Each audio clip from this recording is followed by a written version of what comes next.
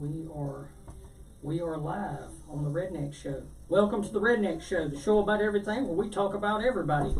Look who's in the house, C.W. Smith. What's up, brother? What's up, man? Glad you came, man. Glad to have you. Glad to be here. Let me make sure we are on here. To make sure we share it to all our pages. Yeah, we're on. So y'all share the show. That's how we make it grow. So I appreciate you coming out.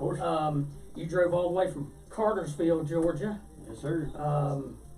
That's about what, hour and a half maybe? Yeah, with the traffic, about an hour. Yeah, not too bad. Yeah, it wasn't too bad. You didn't stop off along the way or nothing. Any bars? We did. Well, we did. Oh, you did? Oh, okay. Oh, maybe we should say that. we left early enough, and I was like, we got about 20 minutes, and I was like, we'll hit the bathroom and go in and grab us a beer. Yeah, there you go. Y'all, we got, let's get started here. Yeah, we got, he came in and I gave him we had a little bit of dreamsicle, I think that's what it's called, moonshine. So, boy, he's really liking that over there. He really likes that. That's pretty good stuff. Let's see. Holy smoke, you have CW. Aaron Dave Smith is in the house. He said we got CW. That's right, Aaron. We try to have only the best, for sure. Now, I appreciate you coming on. I really do. You know, Cartersville, I used to know a guy in Cartersville. He owned a muffler shop out there. His name was Bill Gooder. Of all names, do you know Bill Gooder? I don't, but I would imagine that my family did. Probably. We have been there forever, and then my stepdad was a race car driver, so he probably knew all the body shops and workshops around there. Yep. Oh, okay. Well, that's cool. This is the Redneck Show. It goes that way, not that way. And this is the newest thing we got. Right here behind you, on the air. Yep, We're on the air, and that came well, I'm not going to say the guy's name, but it came from the Grand Ole Opry. Somehow he said it came from there. He got it for us. So, but no, I appreciate you coming on. So tell us a little bit about yourself. What got you into the music scene? You how long have you been doing it? A good while. So, really, it goes all the way back to when I was probably 6 or 7. And the first thing that I ever really knew that I wanted to do, I told my mama about it. And she kind of made that dream come into fruition when she said, I told her, I said, I just want to be a country music cowboy. I loved horses, I loved, guitars, I loved the country music, and I loved everything about that lifestyle, everything I believed in. And I was only 6 or 7 years old. Well, she bought me my first guitar and bought me all the flannels and the Wrangler jeans and the cowboy boots, and so I spent my whole childhood with that dream in mind. Right. And it wasn't even until really I started learning how to play. I started writing music when I was around 10. Wow. And but it wasn't until I really got into high school, like 14, 15, that I really started putting some effort into it. And I picked up a guitar one day, having not really touched one in years, and was able to make music that first day. Right. And I didn't know what I was doing. I didn't know what sounds I was making, but it turns out I was playing a pretty popular chord progression. I could just hear it, and it just came so natural. And from that day forward, like I said, I was maybe 9th grade, 14 years old. It's just been growing ever since. I was in my first band like 3 or 4 months after that. Wow. We were in a little gospel group, and then went into another gospel group, and then started another band and another band, and it's just been growing and growing and growing. And I spent all my 20s, having a regular job because I didn't want to be the starving musician thing. Never really appealed to me. So I went out and I established myself, built a good life, and after that decided to really put all my effort into music, and that's where I've been for about the last 2 years now. Right. And it just took off so fast in that 2 years. I never anticipated it. And I've gone from, just being a guy sitting in my garage thinking about playing music for a living to I've played for tens of thousands of people in the last 2 years, and I've played in, 8 different states, and I've played probably 300 or more shows in the last 2 years, maybe 300 or 400. I don't know. Oh wow, that's awesome. So you started out in gospel. I did. Yeah. Yeah. So all of my teenage years, all the bands I was in through high school were gospel groups, and we traveled around the state. We didn't get out of the state too much, but I was in 2 different groups, and we played dozens and dozens of shows. We were gonna actually cut a single with that first group before we broke up, because bands do that. But yeah, we were going to cut a single with that first group. I wrote a lot of gospel songs way back then. They were more contemporary. They really weren't very traditional gospel music, but we did a lot of a cappella stuff, and we did a lot of most of the music playing in the group was just me on the guitar, me on the mandolin, or something like that. Oh, that's cool. Yeah. That's real cool. A lot of people in country music, or any music, they start out usually with blues or gospel. Right. You know, take Elvis Presley, for instance. Elvis started in the church gospel, and then the blues, definitely. Who's a big inspiration to you in the music industry? So, that's... Would you say? It's such a tough question for me because it kind of goes back to a few years ago. It was probably 2014 or 2015 when Florida Georgia Line came around. Right. And being a traditional style country music artist, people kind of take this out of context. But the truth is that first album that came out, I thought it was really well done. Right. It was really popular. I thought the songwriting was pretty solid. I had nothing but good things to say about Florida Georgia Line. But everything that happened after that pushed country into a place that I didn't care for it anymore. Right. And I had really kind of separated myself from the entire genre, from anything that was being played. And just by happenstance, I heard Chris Stapleton in 2014, 2015. Oh, yeah. And I was like, what is that? He didn't sound like Kane Brown. Yeah. He didn't sound like Florida Georgia Line. He didn't sound like all these guys that were taking over the airwaves. Right. And even the old guys out of the 90s, that had pushed into that sort of cross genre or whatever. I just didn't care for it. It wasn't my thing. Right. And Chris Stapleton kind of drew me back in. So when people ask me that, I like to say Chris Stapleton because his style of music really opened my mind up to what not just country music could sound like, but it kind of took me out of my own box where I felt like I needed to sound like one thing to be relevant, I guess. Right. So it kind of took me out of that too. But if you look back even further than that, I really draw a lot of inspiration from the great songwriters.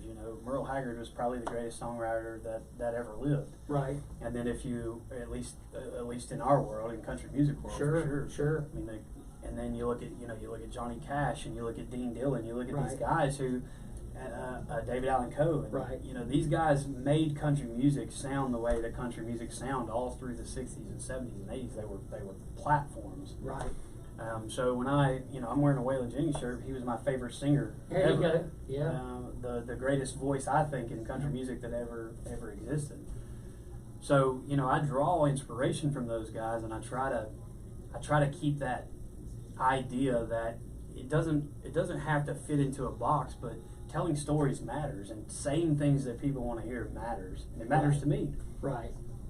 Well, I have to agree with you on that with the Waylon thing for sure, definitely. Not only was he the greatest voice, but he personified everything that he talked about. Right. I tell people all the time that when you live a certain way, but you sing about something else, it feels disingenuous. It feels unauthentic to me. And everything that I write, it may not always be some story that I've lived or some way that I've acted in my life, but the stories are true. They ring true, and they are true. Right. Even if they're not real. Right. But these guys, Merle Haggard was in prison. He sang about being in prison, and those songs matter. Those songs are timeless, and they've survived. I mean, he's been dead for 7 years now. It's even after he passed away, those songs were never going to die because they're relevant, because they were real, because these guys were living that way. That was the backbone of country music. It was. I mean, that was the backbone of country music. They built that. I remember Waylon growing up, seeing Waylon and George Jones and Willie Nelson and Merle Haggard and all the old ones. And the music today is a lot different in a lot of ways, but there's a few people. I've heard some of your music. I think is kind of brings a lot of that old country back. That's absolutely the intent. I can't tell you how many people have stopped me or come up to me or heard the songs and just like, man, I can't believe you're traveling around the country with a guy who's playing steel guitar. I can't believe you're trying to bring that back. But it's not, to me, it's not bringing it back. To me, it's authentic. It's right. It's what I'm passionate about. It's the music that I love. So anything other than that would just not be real. It would be me pretending, and I can't do that. Man. Right. I also can't tell you how many people have come up to me at the same time and been like, why don't they don't say it this way, but to me, it's just, why don't you just sell out? Why don't you just do what the people want to hear to make the money? And I mean, to me, that's boring. It's Right. not fun. And Right. what's the point of doing this if you don't enjoy it? Well, it's like you say that, for instance, a story with Hank Williams Jr. Look at him. Mm-hmm. You know, his mama wanted him to follow his daddy's footsteps, and he didn't want to. He wanted to do his own thing, and look where he's at. And So, probably the greatest recording artist Oh, yeah. in the last 40 years. Oh, yeah. Because he's been more successful. You know, he had, 27 albums that went gold Yeah. from the late 70s all the way up until the late 90s. You know, exactly. that's unprecedented. Right. And there's a reason for that. It's Right. because he did not try to mimic. I think honestly, people want to crucify me sometimes when I say this, but I think Hank Williams Jr. was a better musician than his dad ever Oh, would have been. I'll agree with you. But ever could have been. Right. I don't even think Hank Right. Williams could have been as good a Right. musician as Hank Williams Right. Jr. was. But Um, people go crazy. Oh when I yeah. say that Oh, I'm sometimes. sure, because people, a lot of your true roots country people, you know, they say Hank Senior is the one that made country music. You know. And I can agree with that statement. But his son took it in a whole nother direction that was wildly more successful and more popular. Right. And it could have been the times. It really could have been. It could have been the day and age. I mean, it was 30, 40 years later. You think times back then were easier than they are now, or different? I won't say that they were easier Right. as much as I would say that they were different. I would say that you didn't have to go through the same hurdles today then to get discovered that you do today. Right. Back then there wasn't. I'm competing with 15 million other people who are trying to do the same thing I'm doing. That wasn't necessarily the case back then. Right. So when something good came along and somebody showed a little bit of effort into that, it was a little bit easier to break your way through. Talent is a dime a dozen these days. Sure. There's 350 million people in this country, and there's 50 million that can sing just as good as I can, or play as good as I can, or write as good as I can. That's not the difference. The difference is work ethic, Right. and sometimes just getting lucky. Sometimes Right. just getting lucky. Yeah. There's been bad people make it, and there's been incredible people not make it. Yeah. in You the wonder. music industry. Yeah. You wonder how that works. You know, with as hard as you work. Let's see. I'm gonna give a shout out here. We got Angie Lee, Chrissy Summers, Cornbread is in here. Starsky New, David Dobbs. If any of y'all want to ask, what's up, Corey McMichaels? Anybody wants to ask any questions on here, you can. I'll relay them to him. This is C.W. Smith, y'all, recording artist. I saw you're going to be June 23rd, local bar in Cartersville, Georgia. July 8th, Tom's Place in Cartersville. And July 13th, Six's Tavern in Cartersville. So you do a lot of, I mean, you stay busy. We do. You stay busy, and you were telling me, he was telling me at the beginning of the show that you, I believe you used to be a fireman Yes. or something, and this just turned into something you didn't expect. Yeah, it took off faster than I expected. I had a buddy come to me a couple years ago, and he was like, "Hey man," he's like, he loved the music I was putting out on Facebook and YouTube and things, and he was like, "What's holding you back?" I said, there's just not a lot of opportunity for me to take care of Right. my bills and take care of my family or whatever, playing music. I was completely wrong about that. And he was like, "Well, let's figure out a way to kind of get you in the studio and get things started." And he helped me get my first album produced. He helped me find the producer and helped me, go about it that way. Well, as soon as I released my first album, the pandemic hit. So I backed off playing live. I kept doing my firefighting thing, and then next thing you know, it just took off. Wow. I went from, hunting down shows and trying to find places to play to now I've got 30 shows booked in 2 months. I've got 50 shows booked in 3 months. I've got 70 shows booked in 4 months. And it happened to where I was averaging, towards the middle of 21, the end of 21 and then into 22, it got to where I was averaging 15 to 20 shows a month. Wow. And I didn't even mean for it to happen that way. It just was all coming in so fast, I couldn't turn down a gig. I didn't turn down any opportunity. Right. And I ended up in Kentucky and West Virginia and Tennessee and North and South Carolina and Florida. I mean, we're bouncing all over the place.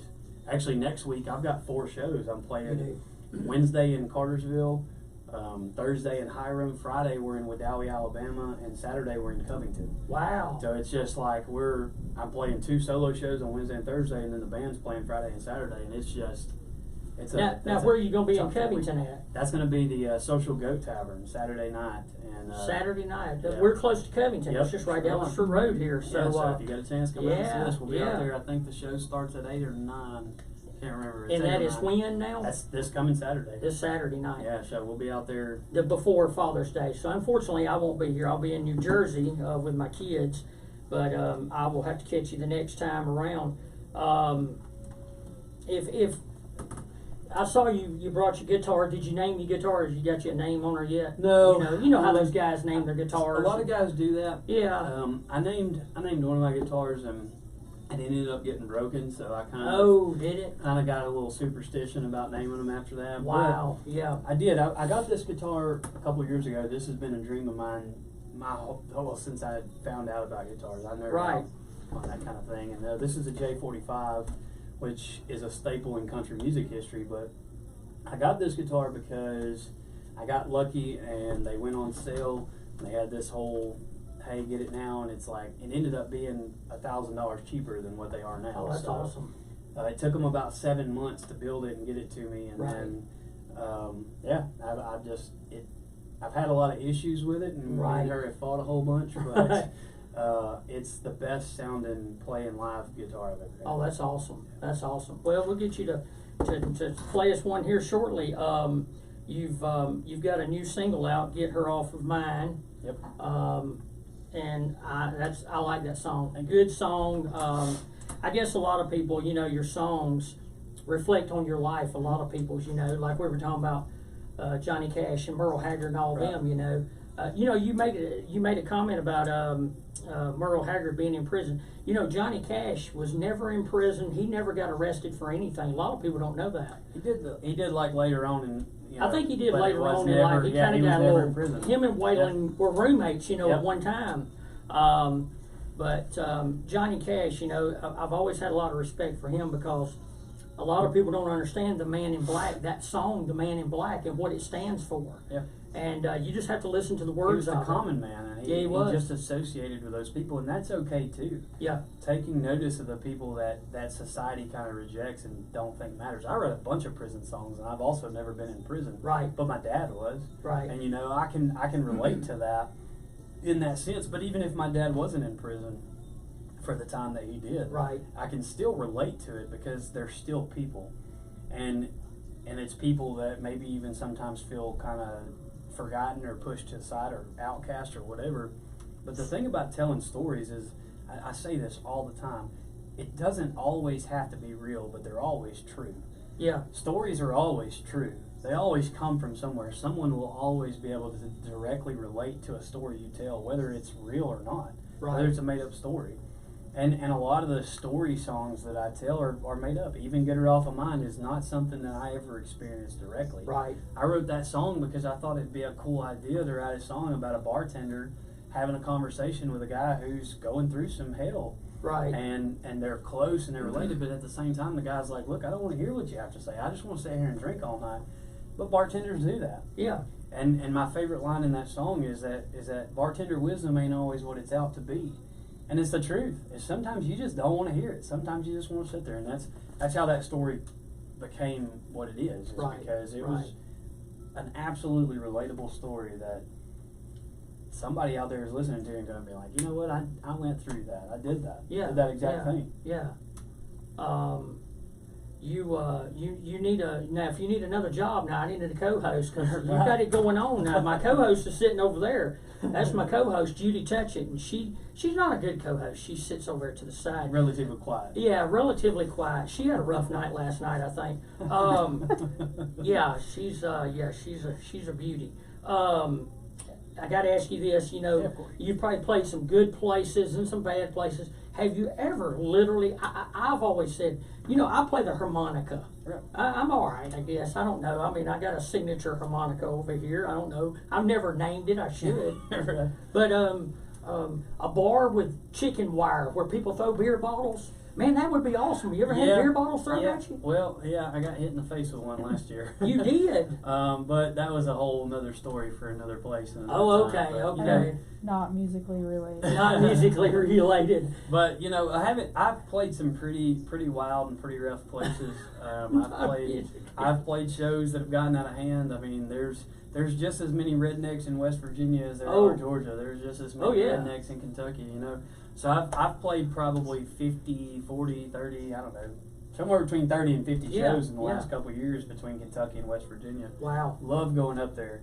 Rednecks everywhere, and they're fun. They're fun to be around, but they get out of hand sometimes. Oh yeah, I'm sure. Hey, stop doing that. Stop throwing those beer. You know. Right. But yeah, I've been to some wild places, and I've been to some pretty straight-laced places too. I mean, a couple months ago, I played a place in Kentucky that was inside of a 4-star hotel. So I mean, it's just. I was actually telling her on the phone. I was like, I don't think this is my kind of place. I don't think they're gonna like this at all. I was like, I'm playing honky tonk, and it's like a 4-star restaurant. But I pulled it out, and there were people that stayed there the whole night. Wow. I was impressed. I mean, I was surprised. Honestly, I was like, man, I never would have imagined. But it was a good turnout. I probably played for 100, 150 people that night. You know, I gather from you though, you're sincere, and that's what I like about people. I've had people that.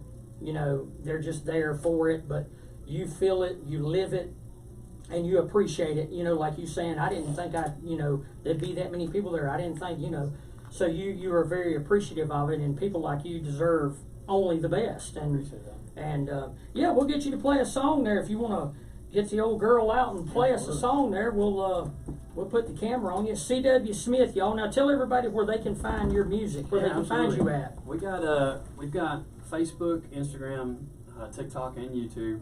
And then you can also go to cw-smith.com to find our website. That's where all of our upcoming shows and our shows throughout the year are posted. But the best place to help us out is on Facebook. We have several thousand followers on there and sharing that content. My videos get... we've gotten into posting reels like in the last 6 weeks or so. Yeah. And I think in the last 6 weeks, I think we've had close to 35 or 40,000 views on our reels in the last 6 weeks. So it helps out a ton, and that traction matters, and it matters when you reach out to bigger venues and you're wanting to play those places, and they look at your Facebook, the difference between having thousands of viewers and tens of viewers, it matters. So. There you go. There you go.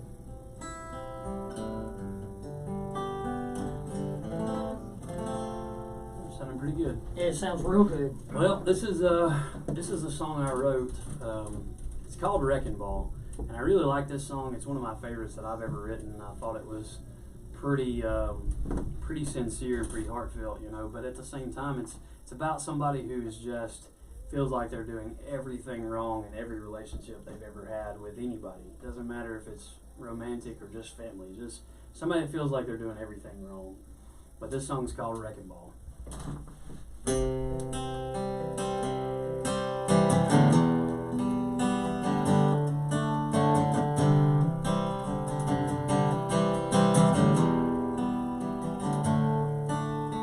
Listen to me, darling, I'm not sure what to say, 'cause I can't find the words to help you ease the pain. No, I let you down, but I hope somehow we can find a way to turn this train wreck around.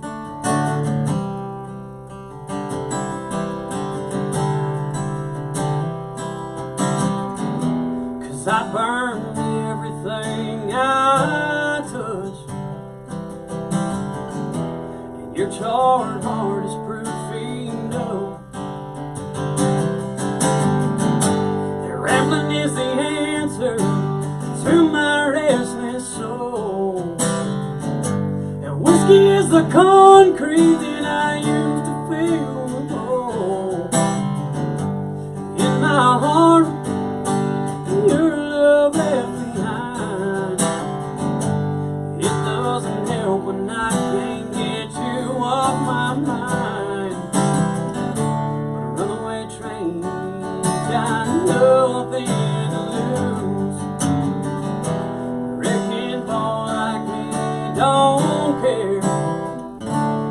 it's cutting loose.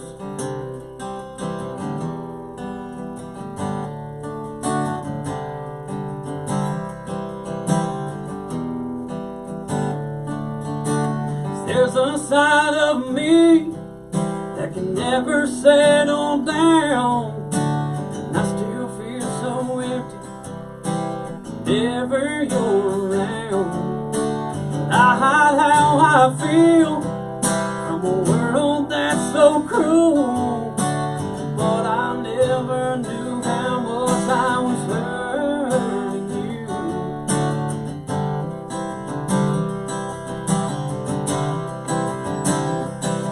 'Cause I burned everything I touched,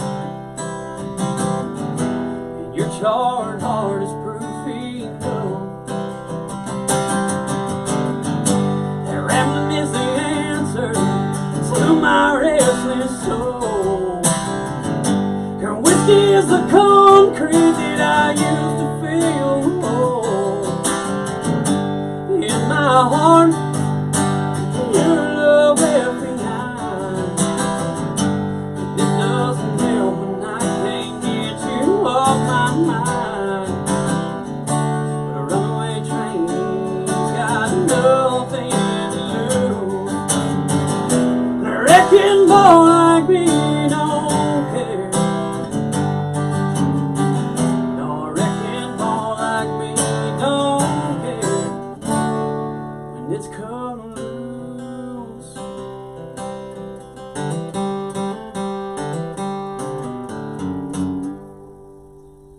Wow, man, that is awesome. I appreciate that. That thing sounds awesome. That guitar, and Yeah, I love this thing. wow, man, that's unbelievable. That's awesome. Thank you.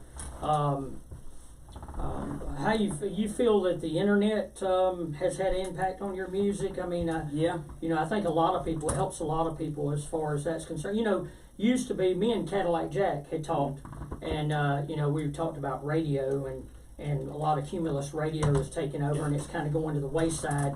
So now a lot of people are going to podcasts now. Sure. The podcast shows, and I like that too myself. Right. So I think that the internet has not only revolutionized the music business, it has made possible that, no offense to Nashville, and no offense Right. to any of the people that work in Nashville or any of the people that are part of that conglomerate, but that conglomerate is hard to break into. And if you don't toe the line for that conglomerate, you can't really make it. The internet's changed that. right, And Sturgill Simpson was probably the first guy that really ever proved that.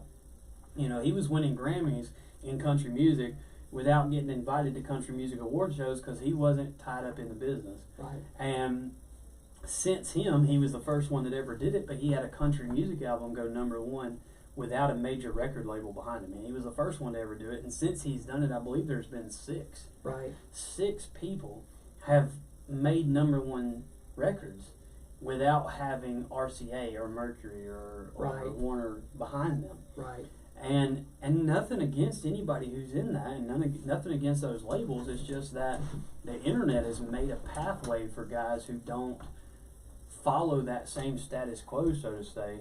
And I'm trying to be one of those guys, not because I don't want to be associated with those record labels, or not because if one of them came calling tomorrow, I wouldn't take an opportunity if it was right for me. But the thing is that they made it possible. They made it so that guys like me could make it where there was no industry for that before. right, Waylon Jennings being a perfect example, when he signed his last record deal, he was getting 4% royalties off of everything that he was creating. And that was after he was already established. This was in the late 60s. right, He had been around since the early 50s at this point. So, Yeah. he was going on 20 years in the music business, and he was getting 4% royalties off of everything that he generated. right, right. Imagine what he was generating, and he was still worth millions. Imagine what, Oh yeah, you know what I'm saying? And it ain't even just about money. It's about music, and everything that's coming out of Nashville is not for me. Right. And I don't want to play music that's not for me because I don't want to be unauthentic, like we talked about earlier. right, I don't want to be real, and I want to sing songs that matter, and I want to sing songs because I just couldn't go to sleep at night knowing that I was pretending to be something that I'm not. And singing about girls shaking their butts on tailgates is just not part of my lifestyle that I can buy into, and it's just not my thing. You just had a show, I think you said this past week or this. Yep. Had a good crowd out there, and I know that makes you happy when you see that crowd leave. You know, you've done your job. You know, and it, to me, it's.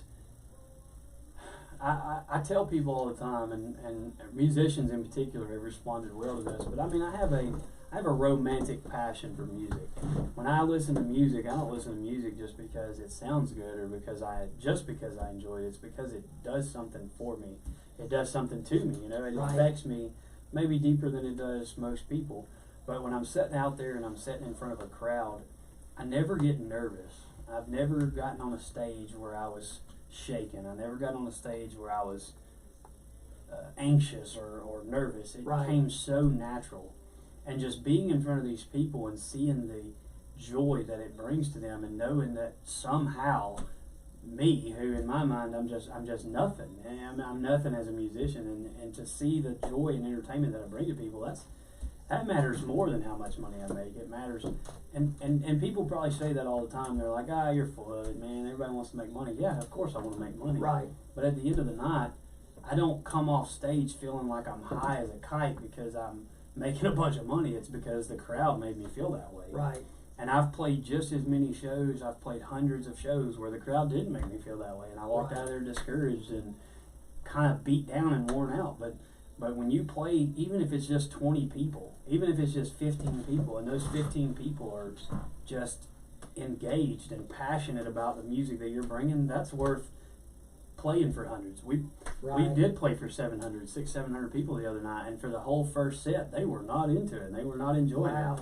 And it's super discouraging when that thing happens.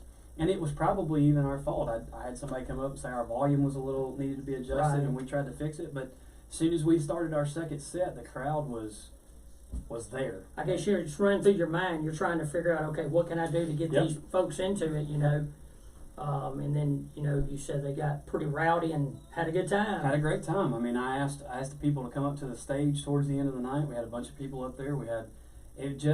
They were more entertained, and at the end of the day, that's what we care about. I mean, all musicians care about entertaining people. I mean, why would you do this otherwise? Right. But if you don't enjoy doing what you're doing, then you know you don't need to be in it. That's what you got to do. You got to enjoy doing it. And I guess it's for every town. Every town is different. You know, a crowd is different from another town, or you know, you may go to Atlanta, or you may go to West Virginia, or you may go to Florida, and you know, you expect, oh yeah, man, we're gonna go down there and just tear it up, and then them people be a lot different. yes. Age-wise, your fans, you see people out there coming to see you. What are they? Middle-aged, younger, older? Most of the people that are real committed to what we're doing, and people that are really devoted to our band already, you're looking late 20s to early 40s, Okay. and that's pretty much our go-to fan base that has really kind of got to us, because our style as a band, we do a ton of covers, of course, and we cover a lot of 80s and 90s, but particularly focused on 90s country, because I grew up in the 90s. I'm a 90s baby, and that's what I grew up on. We had an old Toyota Corolla with a tape deck in it, and we had a big old box of tapes in the back of the hatchback, and we'd reach back and grab tape. And all I ever heard was 60s, 70s, 80s, and 90s country. And I fell in love with 90s country. I fell in love with Brooks and Dunn and George Strait and Clay Walker and Clint Black. You know, that was the music that I first responded to as a kid, and that's who I wanted to be like. Well, that's good music. I mean, you got to think, you know, those times. I've always said, you know, our generation, this life we're living now, has produced, from the 50s, 60s, 70s, 80s, 90s, has produced some of the greatest music it will ever be in the world. Yeah. And every other genre is going back to its roots. It's not just happening in country music. Every genre, rock music, even classic rock, guys that are still making classic rock style music are going back to those classic styles. There are bands all over the country that are making Lynyrd Skynyrd style southern rock. There are bands all over the country that are making rock music that sounds like REO Speedwagon and Journey, and there are bands that are making music that sound like Motley Crue. There's bands that are making music that sound like George Strait. It's because music didn't hit a pinnacle and then they're like, oh, okay, we're going to go find something else to do. No, it hit a pinnacle and then they were like, this was what music was made from. I mean, this is where music reached its peak. Right. So let's go back and redo it. Let's do it again. Let's make new songs with that style. And that's kind of what I'm living off of right now. Honestly, I want everybody that hears that Get Her Off of Mine and hears that first album, they say it's got a very 90s country vibe. Well, that's because that's what I love. I'm not trying to copy what they did. I'm trying to still continue it. It didn't have to go away. It's a continuation of that same style that I grew up on, even if it is 30 years old. Right. Yeah, I mean, it's to me, I mean, it seems like it would be like when you write a song. I guess there's some songs that come to you pretty quick. You know, you think of something riding down the road and you think, oh, I'm going to write that, you know, and you write it. What's probably the quickest song you've ever wrote? What's probably the longest song you ever wrote? Took you a long time. That's a good question. That's a really good question. So Get Her Off of Mine, that song's 13 years old. Wow. I wrote that song probably at least 12 or 13 years ago. Really? And I wrote that song and I did not love it. I liked it, but I did not love it. And I took it and I listened to it over and over and over again. I even released it as a demo probably 8 or 10 years ago. And I didn't love it. I never loved it. And then I took the first verse, I left it exactly the same, and I took the second verse and I revamped it to what it is now. And I fell in love with that song, but it took me 13 years to get there. There's another song, it's her favorite. Get Her Off of Mine, not Reckless State of Mind. Reckless State of Mind is another song that I wrote. I wrote the first 2 verses. Right. Perfect. I thought they were great. Wrote the third verse and it just threw off the whole song. And I had to let it go, and it probably took me 5 years to get down to where it was in a place where I was like, okay, this third verse makes sense. This is how I want it. But then the inverse of that, the other side of that is that I wrote a song when I was going through one of the hardest times of my life, right, called Wearing Thin. It's probably my most popular song. It hasn't been, released as a record yet or as a single, but I've had it requested all over the country, and I've had people request it and tell me what that song means to them. I wrote that song in 5 minutes. Wow. Literally, I was at work. I was at the fire department, and I had some time off. I was sitting in the office by myself. I had my guitar, and I wrote that song in 5 minutes. I thought it was garbage. Right. Played it for the first time the night I wrote it. I had a show, and I played it at that show, and it was a songwriter's night. And I told them, I said, I wrote this song about 45 minutes ago, or whatever it was, and I played it. And the crowd loved it, and they were like, holy crap, that was like, that's a hit, Yeah. 5 minutes, maybe. And so it always happens that way. Some songs come out in a few minutes, some songs take years and years and years to write. Deborah Thomas says anything great starts from strong roots. Gary Howard's in here. What's up, Gary? Let's see. Somebody else had made a comment. You look like you got a good many people in here that are saying now they're fans of yours. So there's a lot of new people in here. Y'all go check him out. C.W. Smith. Again, where they can find your music. You're on Spotify. Yep. On Spotify and iTunes, Apple Music, anywhere you stream music or purchase music. We're on Bandcamp. Right. We're on every platform that I know of that streams music. Right. Some that I've never even heard of, Tidal and other things like that. Right. We pay a distributor and they put everything we have out there. Right. That's what I like about your attitude. You were saying that people you appreciate what you have and where you came from, and Luke Combs, he always gets on stage and says, if it wasn't for y'all, I wouldn't be here. Drew Parker and you mentioned that, and that means a lot to me. That means a lot to a fan. You know what I mean? Man, it goes even deeper than that because I never ever thought I was good enough. I never thought I had the voice. I never thought, and it wasn't because I was lacking self-confidence. To me, I was being a realist. Right. To me, in my mind, I was saying, look, man, I'm not George Strait. I'm not Luke Combs. I'm not Cody Johnson. I'm not Drew Parker. It didn't matter who it was. When I heard great music and I fell in love with that great music, I never thought I had anything like that. And going out on the road, man, I'm telling you, it's so emotionally overwhelming with the way people respond to me. It just doesn't even make sense. I still get blown away. And I think it's awesome.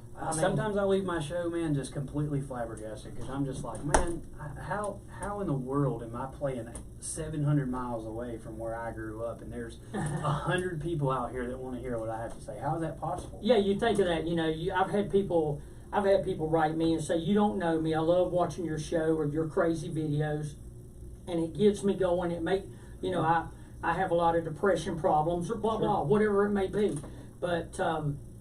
Yeah, but it does make you feel good. You go 700 miles away and there's 100, 200 people out there to see you. You're like, man, these people don't even know me. It's the only reason that I can do it. It's the only reason I can do it. It's the greatest feeling. It's not. It's just so natural, man. Right. Just being on stage is the only thing that. And don't get me wrong, I work my tail off. Sure. But it's the only thing that's ever come just easy to me. Is just being in front of a crowd of people. And I'm not even really the greatest people person. Like if we're meeting at a Walmart on the streets, you know, I'm probably going to be a little more standoffish. But there's something so natural and so relaxing about being in front of people. And the greatest advice and the greatest thing I ever heard about being a professional musician came from Cody Jinks. And I don't know who he heard it from, but he said, play for 1,000 people or play for 1 people, exactly the same. And I've lived by that. And I've been in situations where there may have been 200 people there, and there was only about 4 that were listening.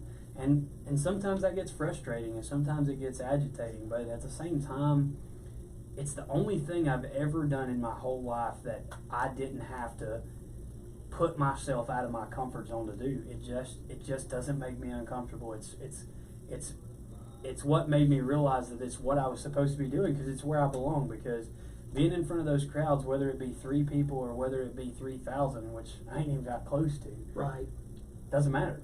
It doesn't matter to me. It doesn't make a difference. You're going to get the same performance. You're going to get the same realism. You're going to get the same guy. I may be a little drunk. I may be standing up there acting a fool, but you're going to get me. You're going to get the real person. Yeah. And it just, nothing else seems to make sense in a professional aspect but that. I loved being a fireman. I spent a long time being in the Army and doing a lot of crazy things there too. But those things never came natural. They were hard and they were too much a lot of the times. It's never that way. It's so easy and it's so natural to just, this is what I'm supposed to be doing. I'm supposed to be performing. Oh, I truly believe it. I truly believe it. I can tell by hearing your voice and hearing how you talk. Yeah, you definitely, this is, that's like I tell people, go out and enjoy doing what you do every day. And I can tell you enjoy it. And wow, I was going to ask you that question. You said Cody Jinks. I mean, that's and he said play for 1,000 people like you would 1 person. Yeah. And that's how everybody should go out in life and live every day, no matter what. Give it your best. And wow, man, it was an eye-opening comment, and I don't even know if that's exactly how he said it, but that's how I took it. And I've lived by that, and I've had people come up to me sometimes and be like, giving me a tip, and they'll walk up and be like, you shouldn't be playing in a pizza restaurant, or you should be playing in front of thousands of people, not playing for 10 here sitting in this dinky bar. But Cody Jinks said, I used to play at a grocery store every Friday for $50. That's what he did, and that's how he made the living that he's made, and I can nothing but respect for that. But but at the same time, it's like, it's a way that we should be living our lives in general. It's just a great metaphor in general.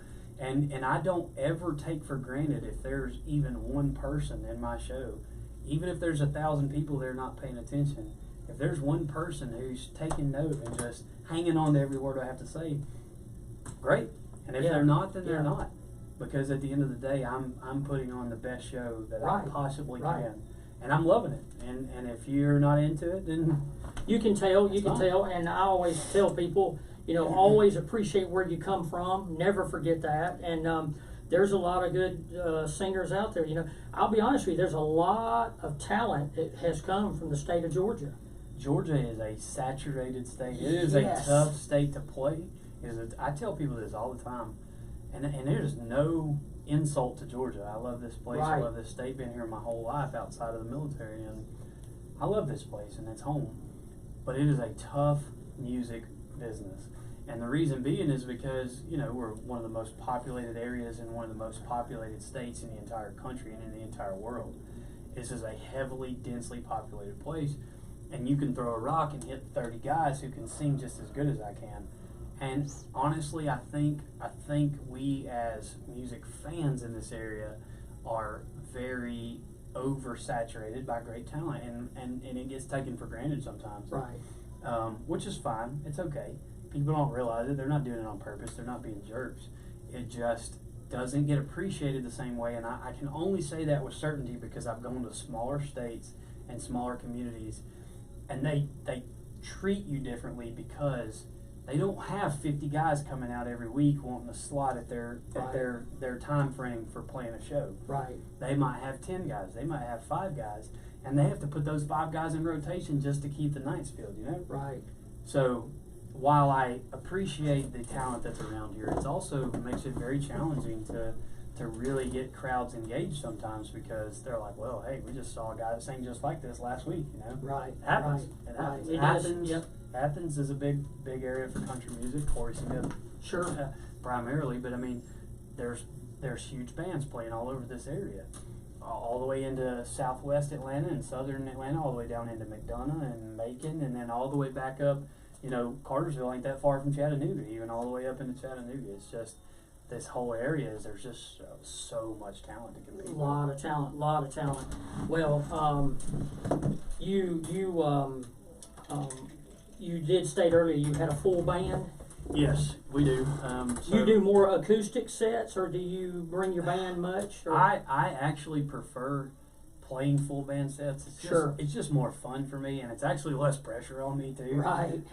You know, when it's just me and my guitar, it's fine. I do the best I can always, but you know, when you're playing 3 and 4 hour sets every single time you play, which is where I'm at in my career, which is fine. Right. Not only is it exhausting, but it leaves so much room for mistakes, and they become a little more prevalent when you're playing 12 and 15 hours a week in front of crowds. Right. And I don't care who you are, that's tough. It's exhausting. I mean, you can ask her. I mean, yeah, I might only work 3 hours a night, but what all goes into making those 3 hours happen, it's a full-time job, and it's exhausting. Right. But with the band, that takes some of that pressure off because it allows for me to be more relaxed because I've got 4 other guys who are up there putting in the same effort that I am, that are also trying not to make the same mistakes that I make. Yeah. And it happens. It's hard to be perfect and flawless when you're playing 3 and 4 hour sets every single night. I bet. I don't know how anybody can do it. I mean, even the pros only play a couple, you know, the biggest names in country music only play a couple shows a month, and they're only playing 2 hours a night. Right. It's easier, I should say, to dial that in. So for us, it does get a challenge. That's one of the things that kind of wears on me and gets challenging is that, you know, these bars want you to cover 3 and 4 and sometimes even 5 hour sets. Right.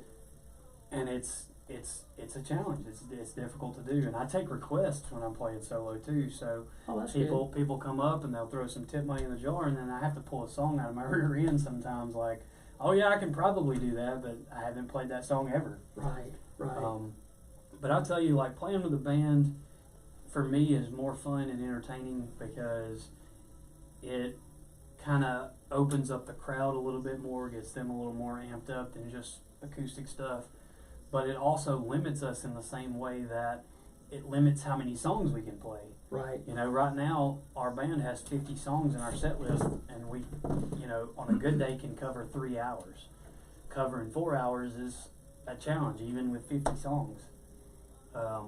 So yes, we got a steel guitar guy who plays keyboard. That's Mr. Ross Harrell. Right. When he sees this interview, I'm gonna give everybody a shout out because my band is awesome. But Ross Harrell is a super talented musician. He's also our sound guy.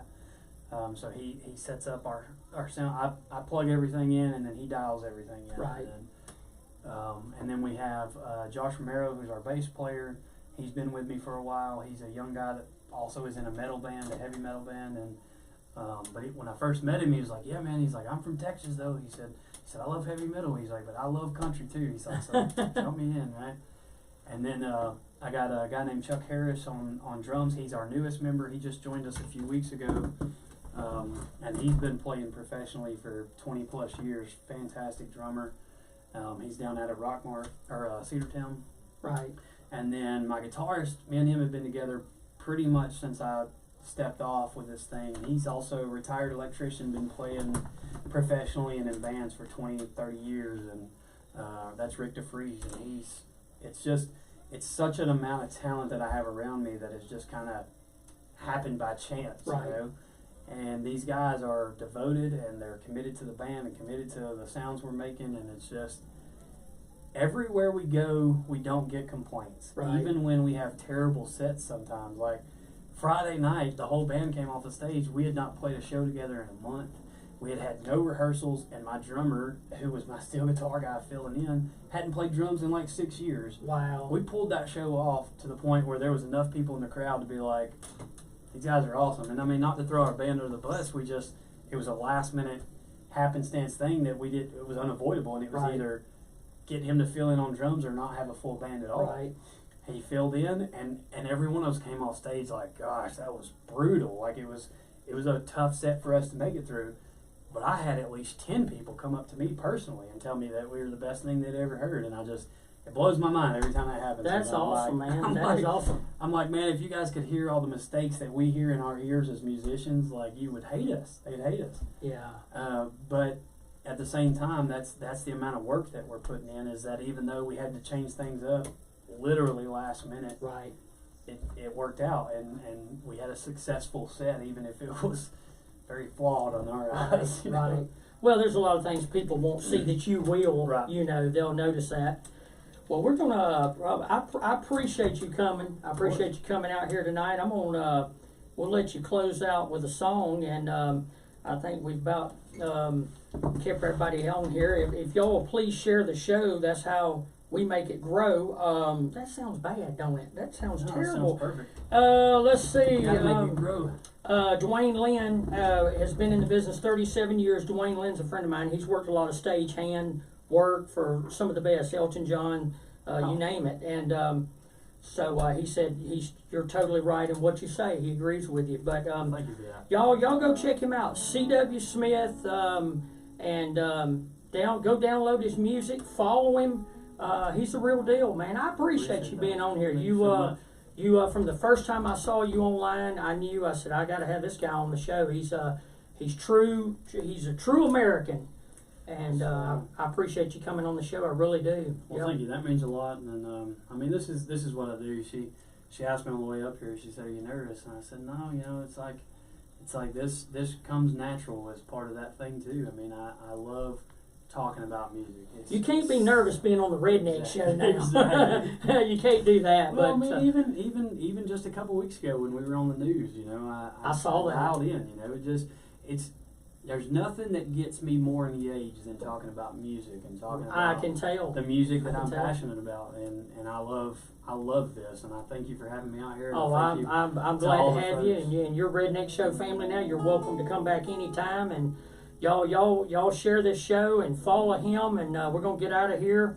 And I appreciate you. I really do. Well, I really thank you very much. And I'm gonna play you guys that new single that we have out, and hopefully you'll. If you haven't heard it yet, you'll take a listen to it here and then go download it on Spotify and those things. But this is the song that's kind of put us on the map here in the last few months, I guess, and it's called Get Her Off of Mine.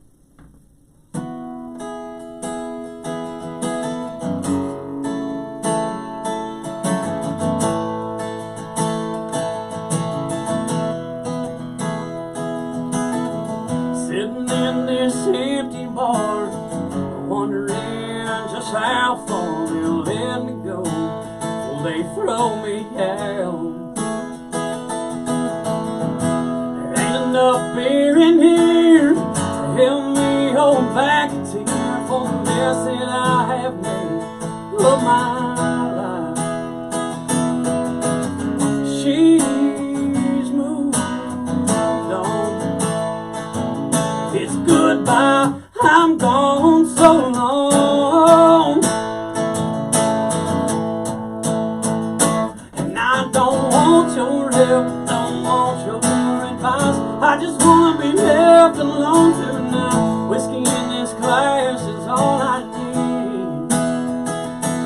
I can't get her back, so spare me the speech. Yeah, I know this is all on me, and bartender wisdom ain't what it sounds to be. Unless you can help me change her mind, just keep on coming till I get her off of mine.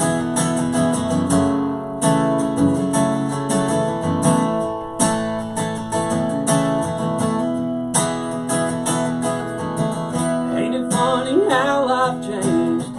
One day dancing in the rain, and next time sitting here talking to you. Never had to say a word, walking out of my world, and now I'm in this bar, drinking alone. There's really nothing you can say, so just pour me another drink. 'Cause I don't want your help, I don't want your advice. I just wanna be left alone tonight. Whiskey in this glass is all I need. I can't get her back, so spare me the speech. Yeah, I know this is all on me, and bartender wisdom ain't what it's out to be. Unless you can help me change her mind, just keep on coming till I get her off mine. The last call is only me and you.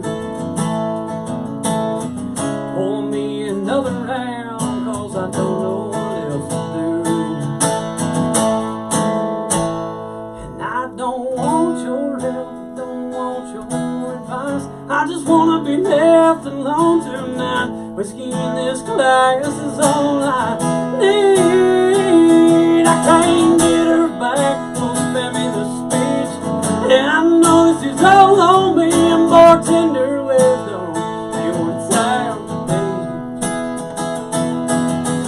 Unless you can help me change her mind,